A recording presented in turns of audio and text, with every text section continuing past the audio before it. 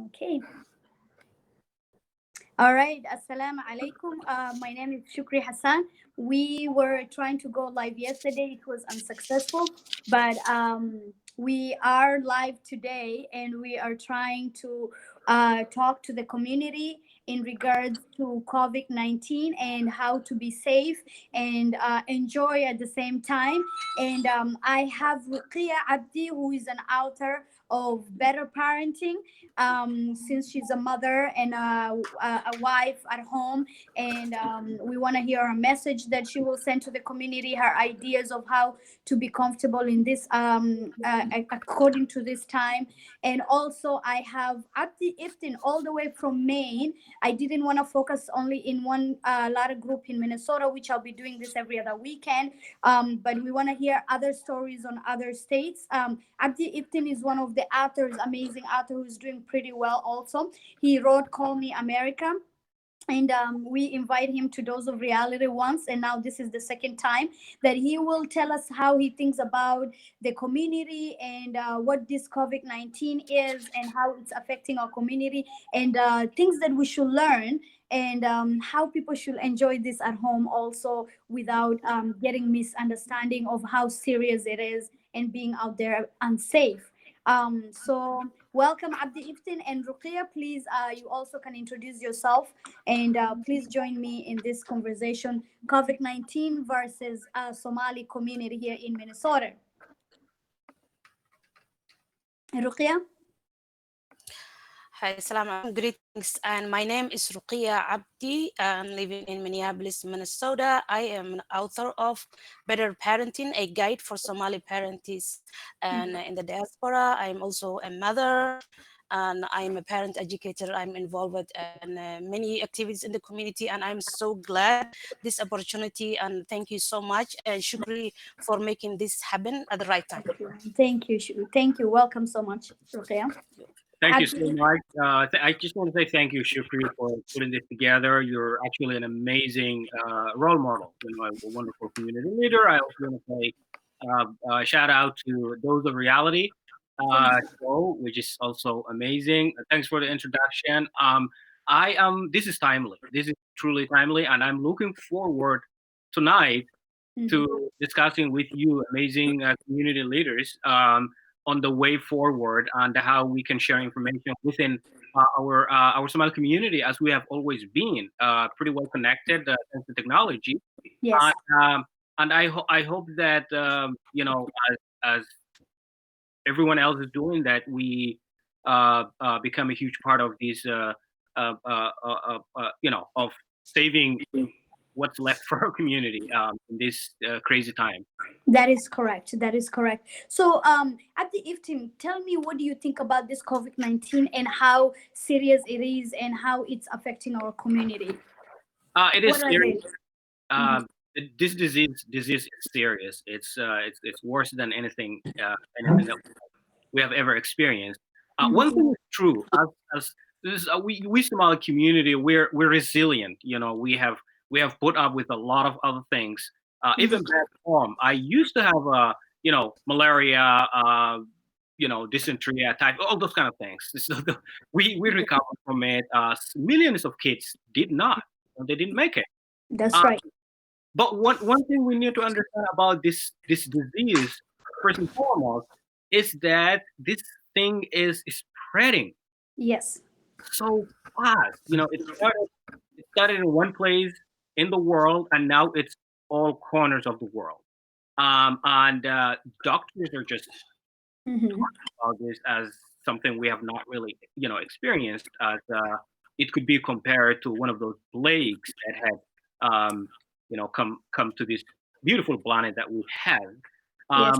But I would love to sort of share experiences as part of the Somali community. Um, Self-isolating myself, like everybody else is doing. I am avoiding any contact with anybody.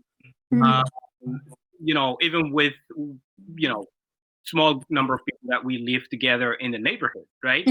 So there's a lot of things, a lot of advice that we're receiving from CDC, from members of our community, there's a lot of information online that we can read, but that needs a lot of translation. And some of them include the best ways of prevention. That's Like, right. what steps can you really take to prevent yourself, but not Mhm. only yourself, but also people who are around you, members of your family, your kids, your spouse, your neighbors. What can you do? So there's this 6 feet distance. The that that you can stay as far from this person. But we also need to understand that this is something new. This is something or a way of change in our lives and culture. Everything Right. will come back. But at this Mhm. point, even if we pray together, we Mhm. really need to stay apart. Yes. It doesn't need to be shoulder to shoulder. You know. Mhm. So once we sort of take those advices and listen to them, I think it helps us uh, Mhm. because this virus, the COVID-19 virus, Mhm. can be spread in so many ways. If someone touch the surface of a table or a desk, or doorknobs, places like that we more frequently use. Uh, Mhm. it could also be those shopping carts that when you go to the grocery store that you roll around. You need to sanitize. You need to Ex- remember that you used your hands to touch something that Yes. several people have been probably using, and you never know who has the virus and who doesn't. Because the thing is, you may have the Mhm. virus, but you may not have the symptoms yet. So it takes. Exactly. So I think if we share this information within and I think this is really the case Mhm. because members of the Somali community would be saying, I feel fine. I'm not coughing. I don't have, like they would say, I don't have any itchy in my throat, Mhm. or things like that. So I'm fine. Well, that's not true. That's not really true because That's you may have the virus, but the virus is taking, you know, uh, its position in your body. It's getting everywhere, and then at some point, it gets really dangerous, right? that Um, is you realize you wake up and say, "Damn, I got it," and you never know. that. So the information sharing is very important, and yeah. Thank you so much, Abdi Iftin. Ruqia, tell me, what do you think about that? The community and the COVID-19. Tell me a little bit about what you see that on your. Yeah, thank you so much, Shukri, again. And I I would like to highlight like two things and regarding and like the community over here. Like, and sometimes we like things to say indirectly, sugarcoat, but number one, we have to take COVID-19 very seriously. That's Mhm. there is no question about that, and we have to take it very seriously. And the number two is we have to listen and the authorities, and we have to obey the rules. Yep. We have to take those two things together. Mhm. And I also want to remind my beloved Somali community, I love my community, and I understand we have a lot of room for improvement. And Mhm. this is advice. We are not medical experts, although I Mhm. took medical assistant program. I understand how diseases spread, all this and basic sanitation, and it's important, right? Mhm. And but this is a advice. We are advising on our community, and the goal of this is to have or to keep our community safe and healthy. That's the Mhm. number one thing that we need to understand, right? And some of you may feel you are doing the right thing, and yes, that is what we were supposed to do. If you're doing the right thing, mashallah, great. That is what we need. And if you think there is room for improvement, the way we're approaching or our community is approaching, and then this is going to be for you. You can stick and around. And I think this is like a global, it's not a local thing. That is the thing that we have to know. So in saying that, and what are we going to do to respond to that, right? We have to Yeah. stay home. That's the reality, especially and locally right now we were supposed to stay home. And although you can stay home and still, as Abdi Iftin mentioned it, and take it loose and not and take care and sanitize your shoes when you're coming in from outside for necessary things, and not sanitizing yourself. And if the person coming from outside, their jacket and shoes has the virus, staying home is not going to work. So That's true. taking care in ourselves is that it should be number one. And the other thing is like, okay, this is serious, but we are hearing many stories regarding COVID-19 that is impacting our Somali community and living in the diaspora, right? And that is what we have to do, because we hear so many and stories from different pockets, but we apply that to everybody. But we are related. Our relationship goes long. Like you are from Maine, I'm from Minneapolis, and we're That's talking the same issue, right? mhm. So right now, and there are some behavior and and lack of knowledge that is contributing the outbreak that is happening among our diaspora. We have to be very clear about that. And this is not a story that's make up. We're listening from professionals and who are on the ground and from this, right? Mhm. So right now, most deaths that we are hearing from the diaspora happening in Sweden. We have 15 Somali people died over there. Denmark, we have 5. Norway, we have 2. And many are in the ICU struggling Mhm. for their life. Listening to the doctors from that area, they said this happened and it spread, and because of community and gatherings like wedding and going into restaurants, right? Mhm. And then right now, if you talk to someone right now, if I go outside in Minneapolis, you will see somebody and they will try to come close to you still. And there is a stigma of saying, oh, do I have the thing? Why are you running away from me? No, mm, this is mm, very serious.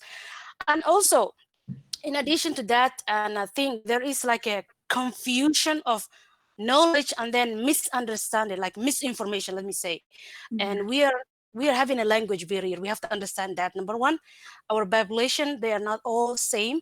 And most of the time when we are talking to the people who need this information. They have a barrier, they need someone to tell them. And also sometimes there is a misunderstanding and confusion about the religion, for example. And for younger generation is that's what I'm worried most of the time as a parent educator. They are confused right now with the behavior of the adults. Some of the people are saying, oh, it's just like a cold. وهرجب. No, No, it's not. It's it's not a cold. killing. Aggressive, dangerous, and deadly virus. That mm, is Mhm. one. Another thing, we are connecting this to the religion. Oh, what Allah intended, I'm gonna get it. Yeah. This is here. The virus is here. We accepting it, but and what Allah intended, I'm gonna get it. So that is like another thing. So our younger generation are confusing about this, and the religion of Islam is very clear. That's what we are following.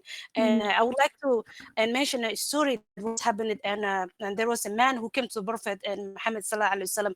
He So, asked, and he had a camel. Should I tie my camel and trust Allah, or should I trust Allah and leave the camel and trust Allah, right? And then the answer that and he got was tie the camel and trust Allah. That means we have to do action and mhm. then To trust trust Allah, Allah. Mhm. right? So if a fire is coming towards us right now, Mhm. what are we supposed to do? Are we Run. supposed to wait? And right now we are asking questions. Oh, sometimes religious leaders. Oh, what do I do? And and this is qadar. And then they're looking for excuse. You stand up over there. Fire is coming. Do you have even a time to ask your question? Do you have a time to analyze all these things? Religion is not what is not going into our brain. You run away. It doesn't mean you can't see something is coming to you. It doesn't mean it doesn't exist. And this goes back to our religion too. And the Quran tells us, ask the experts when you don't know. فَاسْأَلُوا أَهْلُ الذِّكْرِ إِن كُنتُمْ لَا تَعْلَمُونَ. That is order from the Quran. When you don't know, ask the experts. In this thing, we have to ask the health officials. Mhm. They know this thing, and we were supposed to believe because that is what our religion is telling us exactly. And I would like to remind again our community, especially and the older ones and the younger ones, we have to be really very careful. There is no excuse, and Mhm. there are certain things that we go back to the and religious leaders that I don't hear right now, which is very necessary. If more death happiness, the funeral, how do we organize? Yes, I don't that's hear this right. thing. I Yes. don't hear the practicality of inside. Mhm. How do we still maintain social distance? That's Now, correct. there are some families in here in Minneapolis, I mean Minnesota, some of the cities really, and it broke my heart. This morning I had there is a family that we know that all the family got, and the mother is very serious. It is in ICU. This is happening. We are trying to protect, and please listen to the authorities. That's what I would say. Mhm. Thank you so much, Ruqia. The touching base on the way of our leaders and our sheikhs and how they need to update us on such incident that could happen to us, losing a family member. How we have to go about it, How we the approach. funeral. Yes, and I mean that's a very good point you brought to us. And I was looking on social media how painful it is to see the pictures they were showing that even family members will not attend the funeral, and they will Yes, not be washed, and these are the things. I mean, I'm learning this from social media, and I'm asking like, where are the sheikhs that we're supposed to get this information from? So what if it happens to me? How am I going to go about it, yes, that is, um we need to hear that. exactly. We need And to then have an organized body right now so that we can exactly. turn it. That's true. And then how the family will feel, about this big loss in their own family and things like that. Mhm. I feel like in our community, we have lost so much trust on the leaders that we're looking up to. We're losing so much trust on the people that we want to hear their thoughts, their ideas, their connection with us. And it's kind of going away every day. And people like you and Abdi Iftin and Hodan Hassan and Mohammed Noor, and those are the leaders that are trying their best to kind of send out the message out here every day. And also thank you, Ruqia, for always updating us on how many people are dying and how many. I mean, like I said earlier, you are my BBC because I'm also trying not to watch the TV because I'm getting frustrated about It's the confusing. virus. There are many parents really who are desperate, trying to contact me, thanking me, telling them, but still the need is more. It's very Yes, huge, yes, and this yes. is the time we need to kind of step Yeah. up. And Mhm. we see that from social media. Everyone right now who is generous is exposed over there, and That's people who are, I would say, some of the people are insane, but we didn't know. But now we see. yeah, Like, I don't know what they're talking about. People are giving so many advices and misleading people, and that is so Mhm. sad to hear. that is true. Yeah. That is true. Okay. So that's one thing. Misleading is a huge problem, and Mhm. of misinformation. But I think somehow there's a feeling that the whole conversation gets hijacked Mhm. by irrelevant conversations. Like we talk about what are we going to do with someone who died from coronavirus. That's not even the point. Mhm. We don't even need to go there yet. We really need to talk at the issue on hand, which is we got a virus that Mhm. is out there. Mhm. It's everywhere. It's getting into anybody, black, white, brown, all kinds of faith. Yes. And, and I truly believe that the two of you share this with me, and I believe that millions of Somalis share this with me, that our greatest nightmare at the moment is home. I mean, That's right. Yeah. what if this virus really gets into Somalia? What if it's reported everywhere, in every town, in every, we're communal. We live together. Mhm. Uh, uh, that is who we are. We share salt, sugar, whatever. When you want to make tea, you go to the next door, and it's not that even that far. You hang out in their house. That's totally normal. We don't live Mhm. this little bit of isolated American life, where you close your door and you stay with your family. That's not, what happens. So that's the nightmare. And I think the people out there in Somalia depend upon those of us here, uh, Mhm. because we have access to all kinds of information that we need. We have CDC, for instance. We can Mhm. visit the website. There's a number that you can call. You can talk to the local doctor, that you have. You can discuss this like we are doing right now. Mhm. the way we come together and discuss, and then later on try to figure out what we have really talked about and what the greatest need at the moment for our community is. I think That's now information is the key. And I mean, imagine what if Minneapolis didn't have the this new law where it says close Starbucks, close mhm. all coffee shops, close all the restaurants. I mean, what if they were open? I mean, we all know that we Somalis like to go hang out there. Yeah, a lot. It doesn't matter what the law says. It doesn't matter what the state says. It doesn't matter. You know, we would it's still go out there, even if it's a drive-through, even if it means picking up Mhm. something. So somehow, this is saving our lives. That's When true. someone tells us stay home, stay away from the rest of the people, Mhm. stay to yourself, they're doing us a favor.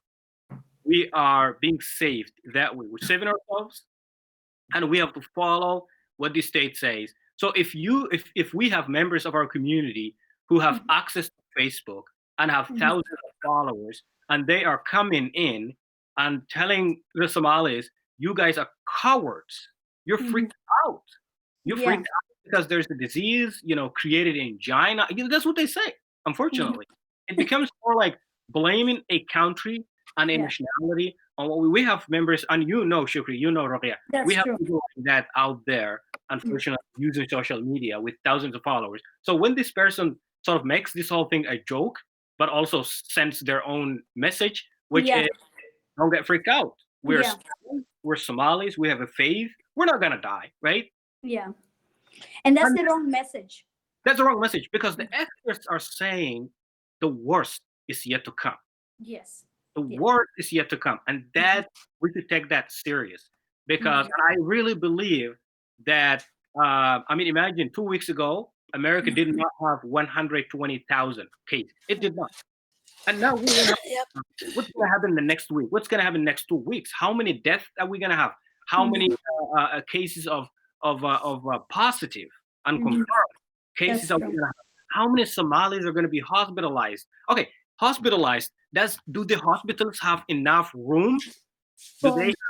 they have Mhm. testing spots for everybody? No, they don't.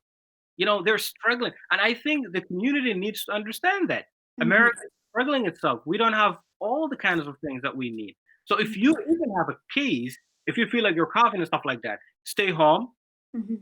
isolate yourself. It becomes serious, serious, serious. That's what you need to go to the hospital because at this moment we're all canceling our doctor's appointment.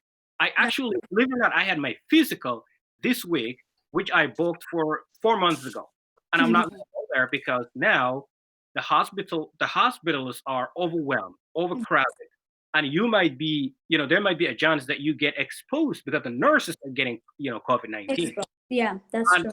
I think that's one thing we also need to share with our community to say it's not really a good time unless it's extremely emergency. Mhm. You need to go there. But at this moment, as America is struggling, figuring out, as the world is getting heated with Mhm. this virus, let's just hang on. And, we're Muslims, we have a faith, so we need to pray at home because actually our faith allows us to do all of that. You Mhm. stay home, perform whatever you need to do at home, stay with your family, and do what you're told. It's as easy as that. We don't even need to hijack a conversation and turn it into an argument at the moment. That's true. And Yeah, I agree with you. Yes, yes. Ruqya. One thing that I would like to comment about that is and about going to the doctor. I was listening, and one of the doctor is a Somali doctor, and from one of the hospitals, and he was saying that don't come to the hospital. It doesn't mean that you are going to be denied for Mhm. medical, but maybe you have just mild symptoms, right? And people Mhm. are struggling to breathe over there, and that person shared that two people passed away in front of him, and it looked like people are joking because they can't even breathe. This is very crazy, and how it's like and doing to people this virus. So while you're healthy, when you go to the hospital that you're having a Mhm. mild thing, maybe you may catch the COVID-19 in the hospital. Mhm. That's what we need to understand. So Mhm. we also witnessed that we saw the hospitals in the world, like people are waiting in the waiting room and they're close to each other. Now, even if you didn't had it before, now it's guarantee 100% you're having it. Mhm. Another thing that I would like to comment is like staying home and listening to our governor, and this can be extended, for example. But the prediction is this may take a longer time. It's like we are reducing like the number of people that will need to go to the hospital, and right now, and this period, hospitals are preparing to get more beds. Some of the convention centers, hotels may be turned into hospital. This is like Mhm. a chaos there. It's like a really like a war. Mm. Imagine this was a war tree and there's a chemical is coming in the window. What would you do? You Yeah. have to listen. So my point is, even if the period of stay home finishes, it doesn't mean you go outside and you party because COVID is over. We never know. We really have to take this very seriously. And our youth, sometimes they say, and I'm hearing because I like to listen their conversation, but it's a little bit scary sometimes when it's alarming, right? So, oh, we have a good immune system. It's not gonna affect us. You're gonna recover. There are some people who died, but pretend you are gonna recover, and you are Yeah. youth. But you're coming home and you are infecting your grandmother and grandfather, who or another member, or like their immune system has been compromised, or they have a existing condition. So you may Mhm. recover, but you're killing other family members. You have to Yep. think about that when you were living together in this area. That is true. Thank you so much, Ruqia and Abdi. And okay, so now we know how it affects people. We know how dangerous it is, and we know how to try our best not to make a joke out of this, because this is not a joke anymore. People are No. dying, and the thing that Yes. kind of yesterday I mentioned was the fact that what is happening to the world, where all sympathy is gone. Hearing all these thousands of people dying, but we're still making joke out of it on social media, and posting funny things, and we think like sympathy, where is it? Haris, where is it? It's all gone. Subhanallah, may Allah help us all. But I wanted to talk about now, let's go back to this COVID-19 with the community of now. Now you're home, how are you dealing with it?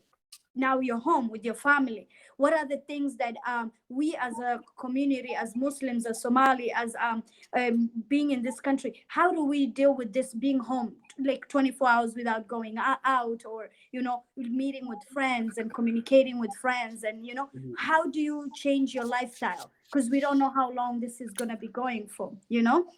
Abdi, Iftin, could you go ahead and tell us what you think that our community should have changed their lifestyle a little bit according to this? Well, first of all, I think one thing that is very scary is we have, our jobs came to pause. Mm-hmm. People aren't making any money at all because, like, if you worked at a grocery store, you're no longer there, Mm-hmm. and now you're running around trying to figure out how you can apply for unemployment or write to the government. Mm-hmm. But as an individual myself, I worked basically by touring around the country, talking about my story and selling my book, which I'm not directly related to any employer. Mm-hmm. So so the way it helps here, at least to me, is we at some point will reschedule all the missing um, you know times that we had spent. Mm-hmm. Um, but I live in a very small town here in Maine, so we have a lot of good space. So I definitely spend my days reading a book, or going out for a bike ride, or going so disappearing into the woods for a few minutes. Mm-hmm. Uh, and then there's people definitely walking up and down, and then we all see what's going on. So we stay about 6 foot apart. Mm-hmm. Um, and then most importantly, I communicate. There's a lot of conversation with friends and family because we're all connected. Being a Mm-hmm. Somali has somehow become being a transnational. So you got friends and family all corners of the world. Um, I do talk to them, and I share whatever information I get around from experts Mm-hmm. by getting on CDC, or seeing what kind of the state where I live in has a daily briefing, uh, Mhm. either by the governor or by the health officials that Mhm. keep us updated on what's happening, so we know how many cases have been updated for the day, 24 Mhm. hours, and then we need to know that, and we need to know what exactly is going on in our town with information. And I'm sure that you are doing pretty much the same thing up there in Minneapolis, where you keep updated, you check on what the governor said, what the health officials are saying, what the neighbors are saying. We're talking to each other, so that's a good thing. I think information sharing is very important at this moment, at this time.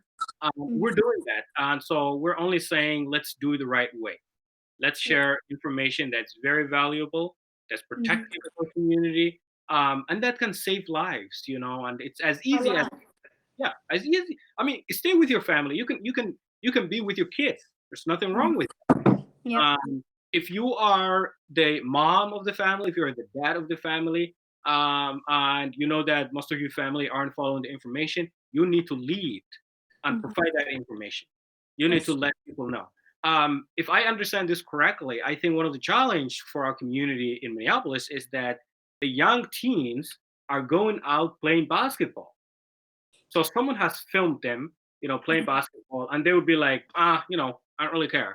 I mean, school is out, so we're here playing basketball, and that is a warning because the health, officials are saying basketball is physical. You're touching each other. You're getting so close to each other. You can breathe. You can definitely, it's that close. Mhm. And so they're saying, let's just stop doing that. And Yeah. I hope that we should do something about that because these kids, at the end of the day, are coming back Mhm. because that's That's where they live. So they're exposing whatever they have to the rest of the family, and I hope that information gets shared around. yes. And yeah, basically that's what I'm doing. And for me, being home, I believe that and it's something that most of us had wished to. As I mentioned yesterday, was like most of the time you wake up in the morning and you're just complaining about, oh my God, do I really have to be at work?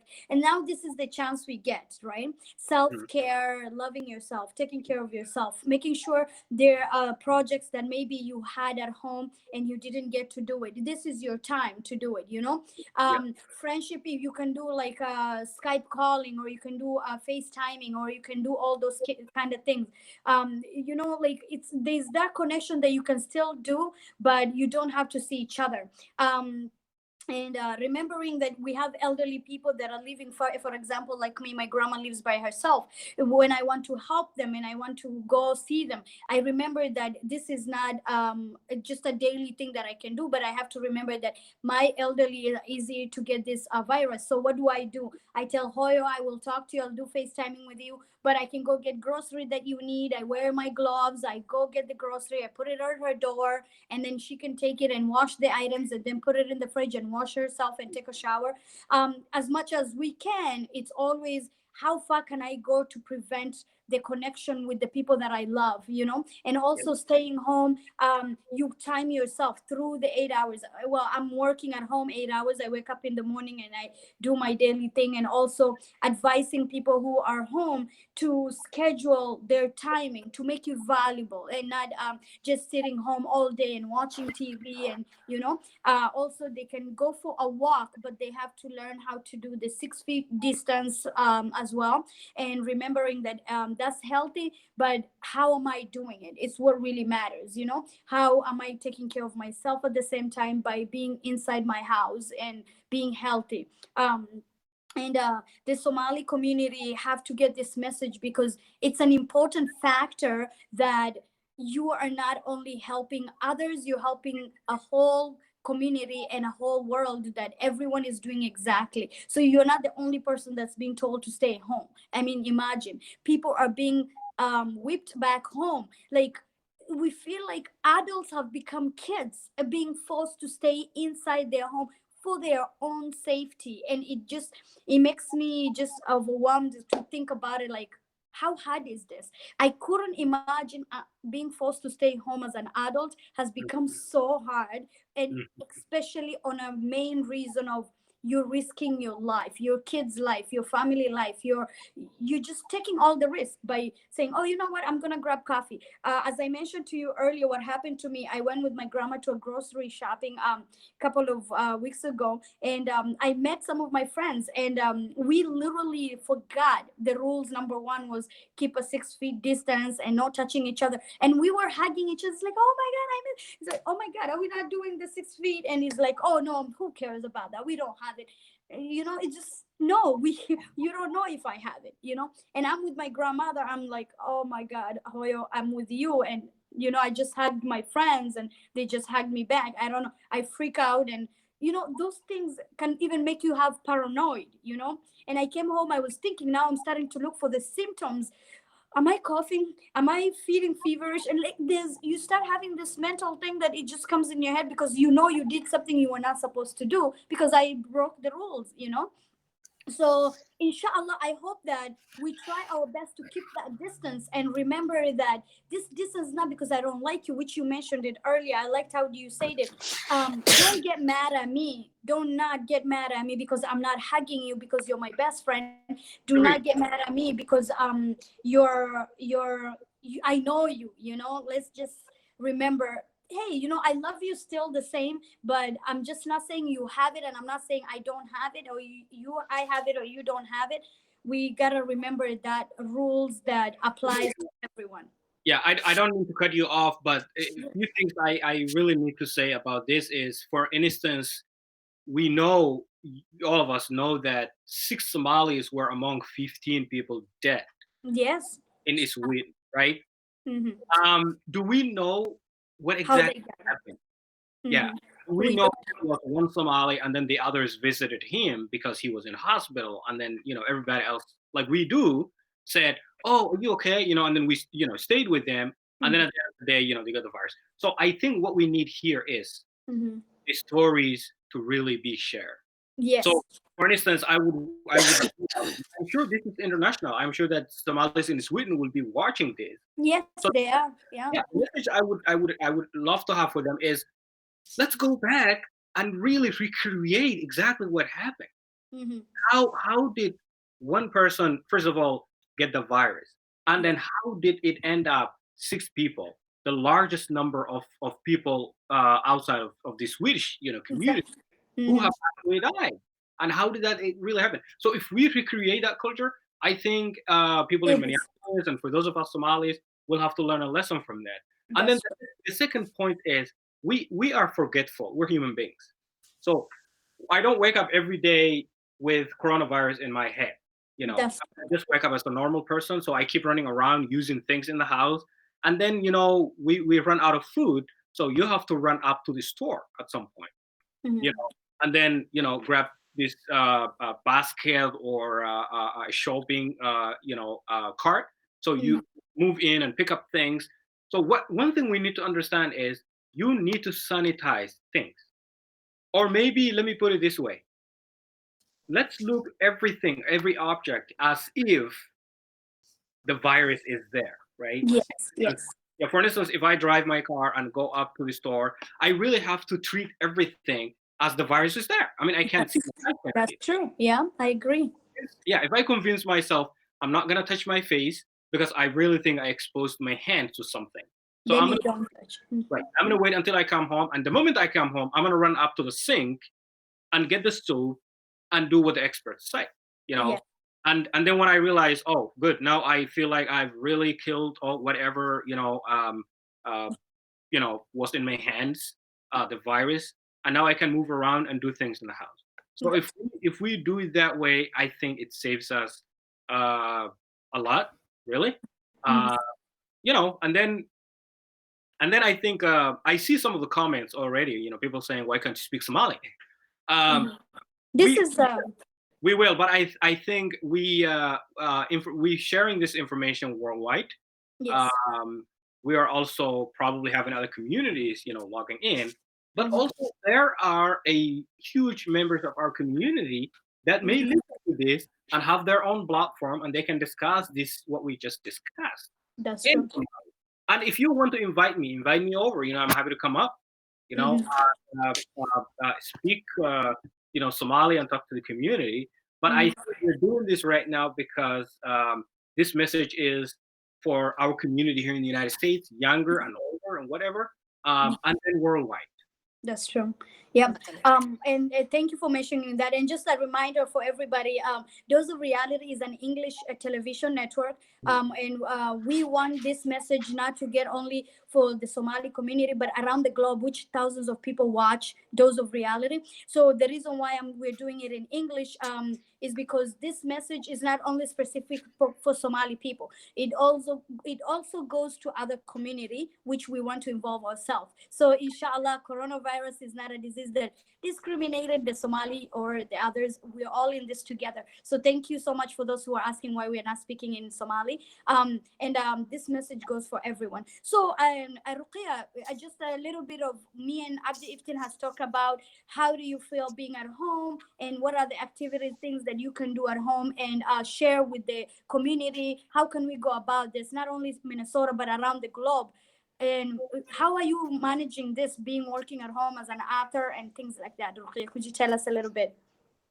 Yeah, thank you so much. And before that, I would like to let the people, and I know my people speak Somali, and for the sake of that, and I recorded a few videos, and they requested me that they want to share with some people who don't have Facebook account, and I made a YouTube channel, and I'm putting videos over there so they can check on my Facebook and my YouTube channel over there.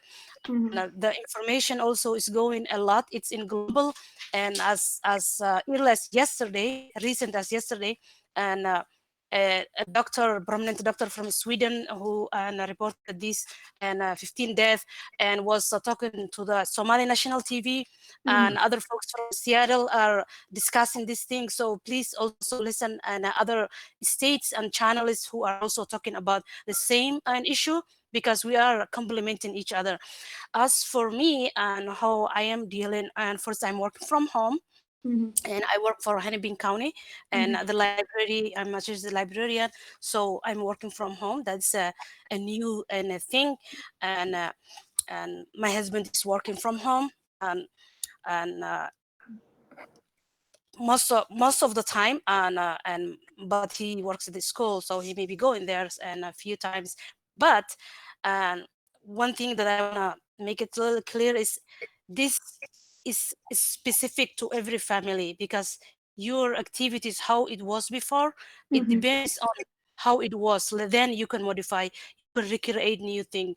As for me, I'm so grateful, and I have been homeschooling my kids in over 10 years, and so this is not a new thing, and they go online, and it's high school, and some of them go to college, and alhamdulillah. So, and the only thing that I'm saying, and I'm having like as a new thing, is like everyone sometimes wants to be, one is on a Skype, one is on Zoom, one is having a talking to the professor. So it's like, and we have to and divide, and we have to share space. That is something that's new, right? Which Mm-hmm. is, and we have to adapt it. But in general, what I wanna and tell and my community and Mm-hmm. is, this is an if you want to plan your day-to-day activity, and you are a large family, and we are in the midst of this, that's not going to happen so quickly. Mm-hmm. And we as a community, again, and one thing that we have room for improvement is we like to suppress our emotion. That's true. I would like to tell the families, my community, elders, young, please talk about this. This is going to be a trauma later on if we don't discuss what we are feeling. Mm-hmm. We are all at home. Some of the message that I'm hearing, and I like to help people, I like to comment, that is like my nature. And That's when I finish my work, I am on the phone with other parents, talking to them about mm-hmm. this distance learning and all this thing. What are we gonna do, Ruqya? You did it, tell us. It's like, but this is new. What I was doing was like something, but this is like a new method I have to even learn and then teach you, right? So the point is, and we are here together. We were never like this together, right? Mm-hmm. Whatever we call Starbucks, Fadi Kudirir, whatever we say, and our husbands are here, our elders are here, our youth who used to go to after school program, they are here. We need to accept the fact that this is a new situation and we need to learn Mhm. before Mhm. saying we have to do that, we have to do that, and we don't have to do that. And we have to avoid having a person become the dominant person giving orders. Here, and in the Somali family, and some people may say you are biased, but doesn't bother me. That's fine. The mothers are the boss of the house. Mhm. That is, they were never involved. Majority of them. There are some good. Like I do a lot of parenting training, and I am like a. I see a lot of fathers that come to my training and really, really from their heart they really want to care their children.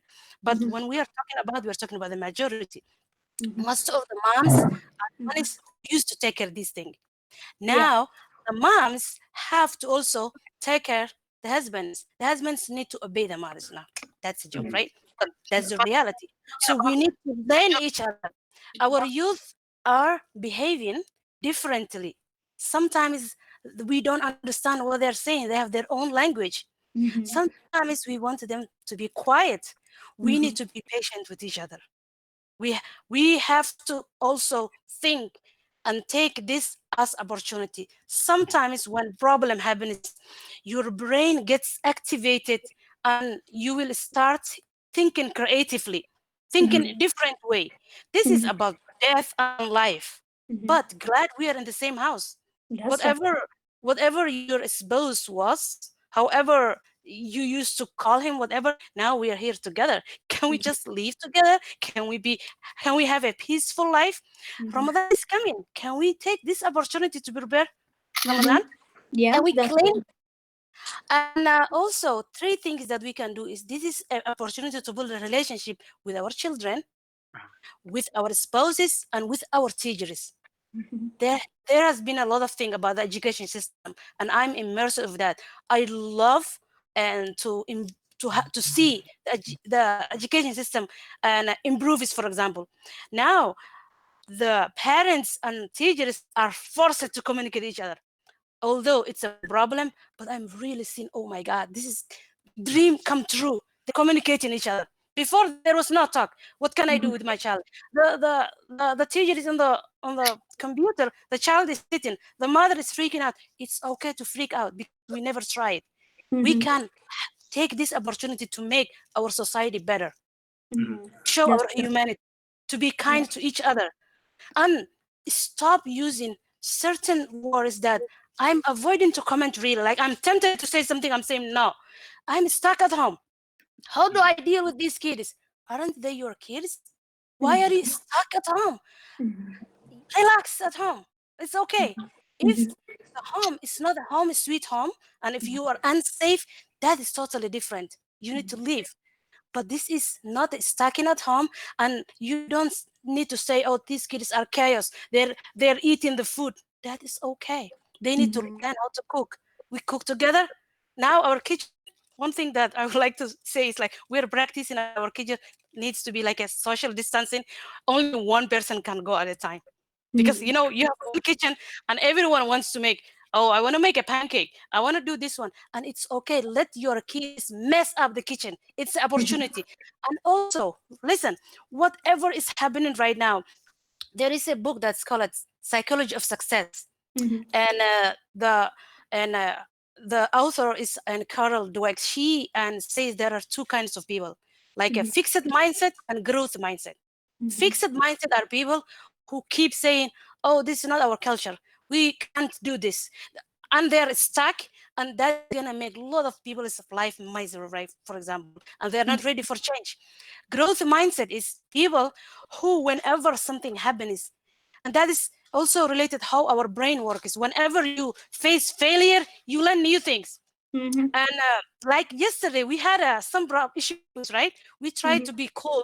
And me, I'm the tech person at home. I couldn't figure out what was happening yesterday, why we couldn't go, right? But imagine we learned a new thing. We wouldn't learn new things if we didn't fail yesterday. Yes. Now let's allow ourselves to be failures. and then we will come together. We will have a creative brain that will really, and I think this is going to be like humanity at its best. We see so many people, we see so many like subscriptions that we used to pay money, educational and resources for kids. Now everybody sends free 2 months. Like I'm saying, oh my God, now we can, we can finish our PhD at home if everything becomes free.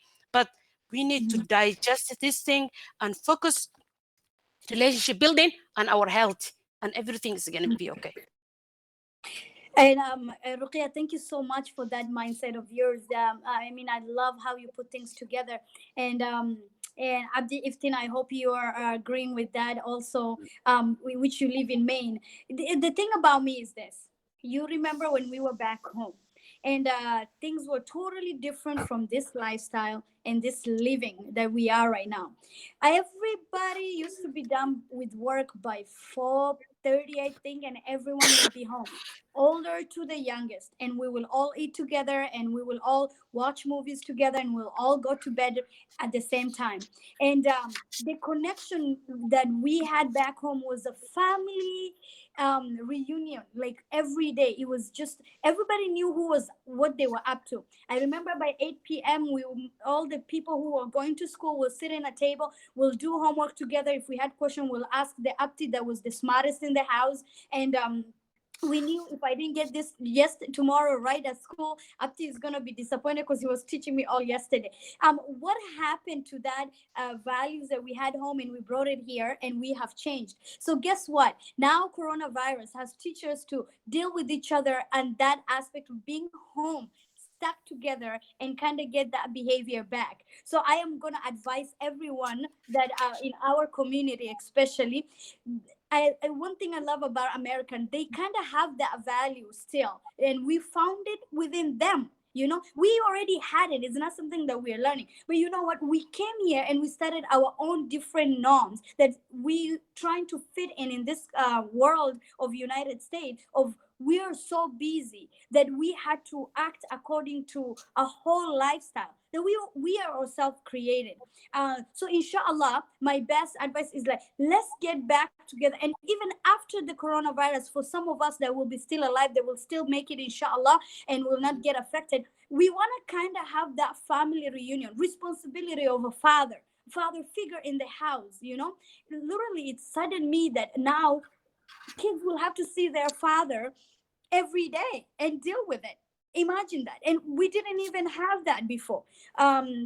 Mothers who will not have to be driving at the daycare every evening, a child being there for 8 hours and not knowing what they've learned. Now they have mothers and fathers have to be smart, or they have to learn how to teach their kids homework at home, which they were not doing that. Another person was doing it for them.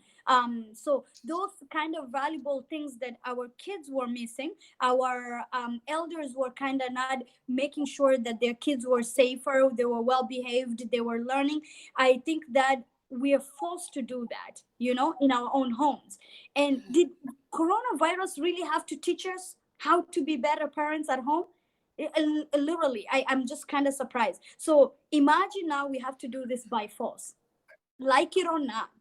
You know, dad has to be home, child has to be on their best behavior, and you have to wake up salah subhi all together.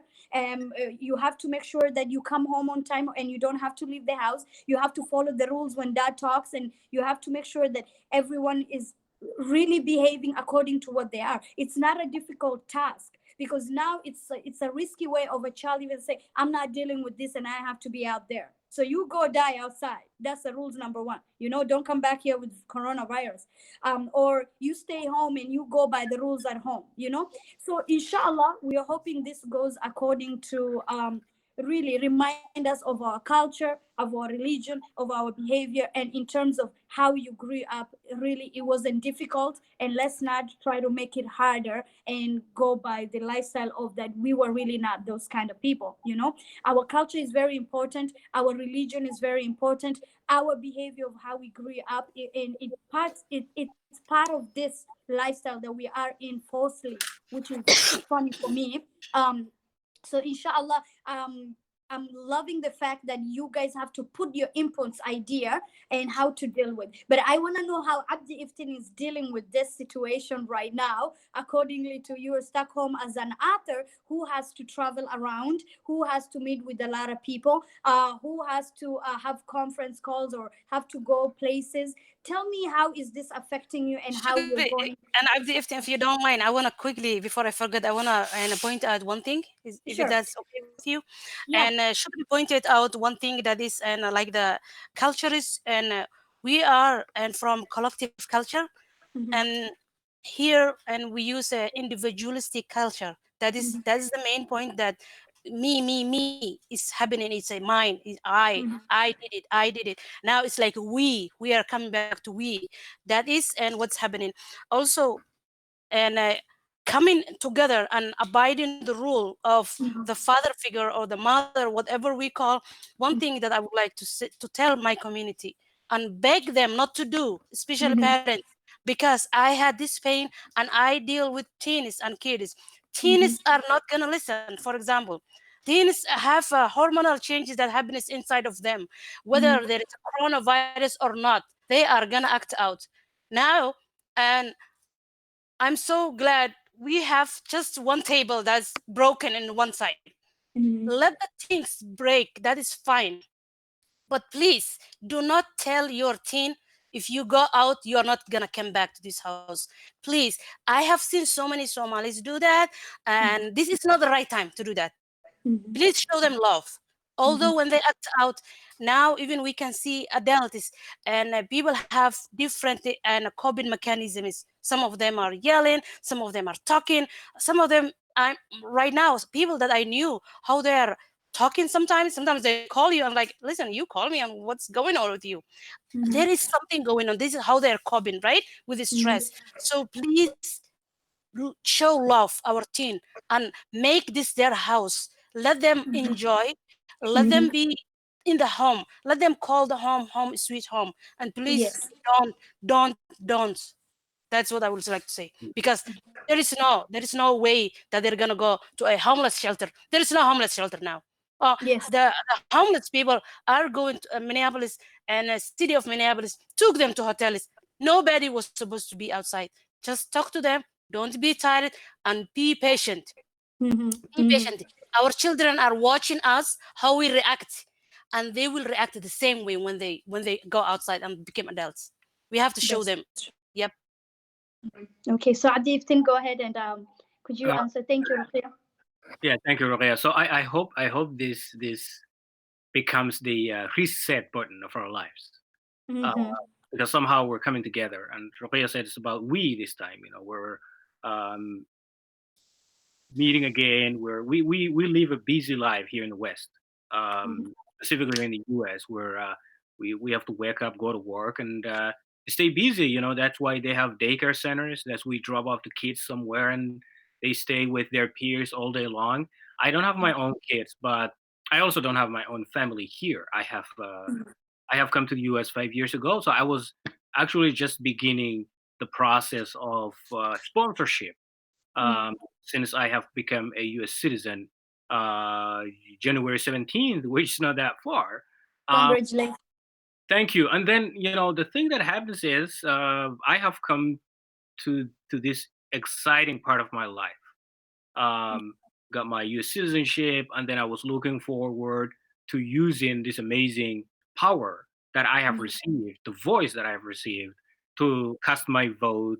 Act, participate in a lot of activities within the community, even if it means who do we vote for and stuff like that. This argument existed. And so it all came to a pause as we speak. So as an individual, of course, this thing has, affected us all, but it also allowed me to really, sit back and dig up all the interesting things that I wanted to do, but that I couldn't do because there was a lot that's piled up, in our Mm-hmm. lives. We have crazy schedule, and I was on the road a lot before everything shut down. But now, the fact that I know I will wake up tomorrow and I don't have a meeting and I don't have to go anywhere and I don't have to drive anywhere, It sort of, Mm-hmm. gives me the space to reevaluate some of the most important things, in my life. It may include catching up with friends that I have not been able to talk to, and looking back and saying, "Oh, I really needed to do this," and let's see how we can do it. But also, I think that the number one thing that comes up on top of everything else um, is standing up for the community at this critical time. What can you do? Uh, Other than the advice from the health experts, the everyday media briefings that people receive. So as an individual, what can you do? So what I can do is spread the word and the information that I believe that I have without Mm-hmm. going live on Facebook, because as an individual we have hundreds of friends. If you really look at your Facebook, you That's realize true. that you have a very close friend in Kenya, that you have a very close friend in Somalia, that you have a Mm-hmm. very close friend in Ethiopia. How are they dealing with this, right? Mm-hmm. What do they know about this? What is up there? So it's Mm-hmm. important for me, at least, to give a call to random friends. That's I know they cannot be busy because nobody's that doing I believe that I have at this time. without going on Facebook Um, because so, individual.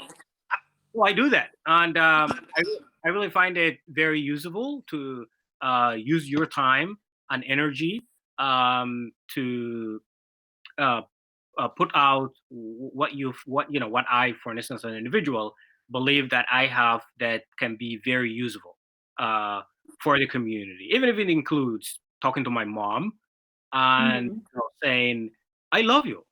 You know, uh, Mm-hmm. you're the world to me, and that because you never know what's going to happen next, right? That's So true. I think this is the most important time as a family that we come together, as friends. Um, that I haven't been able to talk to because I was so busy. They left a message and stuff, but I couldn't go back to them because I've been on the road. I can't really get back to everybody else. But now it's the time and you never know who's gonna die next. You never know if one of you Mm-hmm. gonna be part of the casualty, or the death toll of this. So it's important to connect. And so that's all I do, really, basically, just simple things, catching up with friends and hanging out with them, family, friends. That's it. That's all I try to use my time at the moment. Yeah. Yeah. So I mean, we've talked a lot about things and how to deal with this and how serious this is, and what we can go about our daily life and accepting this because we don't know how long it's gonna be going on for, and getting comfortable in our comfort zone right now at home and sharing our story. So Dose of Reality is honored to have you, Abdi Iftin, to take your time after yesterday disappointment of trying to go live on Facebook. I want to remind people one thing that I want to thank Ruqia, Abdi Iftin, Yusuf, and Salma, which they were unable to join us today. We tried to be on Facebook Live, but we find out that this is just a message for everybody else that may try to be live with somebody else at the same time. You cannot be live with another person in Facebook Live. You will have to have another system that you can connect you. So thanks to Valerie from Minnesota Television Network to take her sweet time, drove all the way from her home and go to the studio, which is on Northeast Minneapolis, and set up together to have this live show here for everyone around the globe to watch Dose of Reality, and with live show with Abdi Iftin and Ruqia. And what I wanted to let everyone else know that every Saturday, where we will be setting a time, I want to make sure that the community have a voice. I want to know, with this COVID-19, what ideas do you have for each and every family in their homes that will love to hear from you, and you will love to share how stressed you are, how mental it has affected you, how you have come out of it, and that will encourage each and everyone in our community to feel that this is not only them and not only their family, but it's a story that every house is going through it. So I'm hoping I will be getting a lot of people joining me on send me a message, send me a request that if you want to tell your story at home with your family with COVID-19. So this is going to be COVID-19 versus Somali community, or any other person that can tell us their stories that could be benefiting the rest of the community here. And it will be a stress-free moment, like an hour, where everybody will have time to join us and listen to stories that will impact them in good. So is Ruqia and Abdi, Iftin, is there anything you'd like to add today before I let you guys go? Yeah, I would say we're going to come over this. This will end. Yes. And that at this moment the most important thing for us is protection. Let's be really careful on who we meet, where we go, and things like that. Let's treat everything that we see outside of our houses, as the virus is there. And once you do that, you will be very cautious. Yes. Inshallah. Thank you so much. And Ruqia, what do you have for us today? Yeah, lastly, I would say, and to my community, and first, kind of listen, and whatever briefing is happening every day, we are getting and briefing from our governor, and so far we are doing good right now. And but the main thing is like we have to reduce the risk, and also this thing is responsibility of everyone. And I would like and also to tell our youth, and since they are inside right now and have energy, please, anyone and who's an elderly that is in your life, make sure to call that person every day and tell a story. That's going to be a sadaqah for you. We have a sadaqah system that's giving us ajr, right? Masjids are closed, but there are a lot of things. Even the kind words is sadaqah for you, is charity. Use kind words. Be kind to your parents. Parents are tired raising you. You are at home right now, and your mom and your dad, whoever is carrying you at home, be grateful that you have this home, and try to wash your hands. It's very important.